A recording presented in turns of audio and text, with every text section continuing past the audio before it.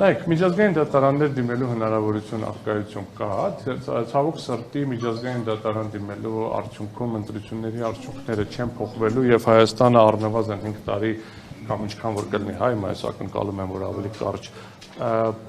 չի ունենա հնարավորություն ամբողջական պարլամենտարիզմի գործիքակազմը կիրառել, ընդամենը մի գործիքն է կիրառվելու, 2/3 մեծամասնություն չկա, սահմանադրական փոփոխությունների մի շարք հարցերի համար ստիպված է լինելու ընդդիմության պատգամավորների ընդդիմության հետ բանակցել, բայց այն գործիքը, որ մենք կարող ենք ունենալ, եւ դա շատ ավելի մոտ էր, դա էր քաղաքացիների կամքը, որպեսզի ազգային ժողովում լինեին 4 ուժեր, որովհետեւ կրկնում եմ ոչ մեկը չի բարձրաձայնել, որ ԲՀԿ-ի օգտին ինչ-որ միջամտություն է եղել այդ անվերջը ճանաչված տեղամասերում։ Բոլորի աչքի առաջ էր Վահագն Հովակիմյանն ասում էր, հա, խնդիր չկա, զինվորները քվեարկել են, ոչ մի խնդիր չկա, միակ խնդիր առաջացավ այն ժամանակ, երբ որ պարզ դառավ, որ թվերը ճիշտ հաշվելու դեպքում ԲՀԿ-ն ասում է։ Ինչպես կարող են իրար։ Հավելյալ այդ մասով մենք հավելյալ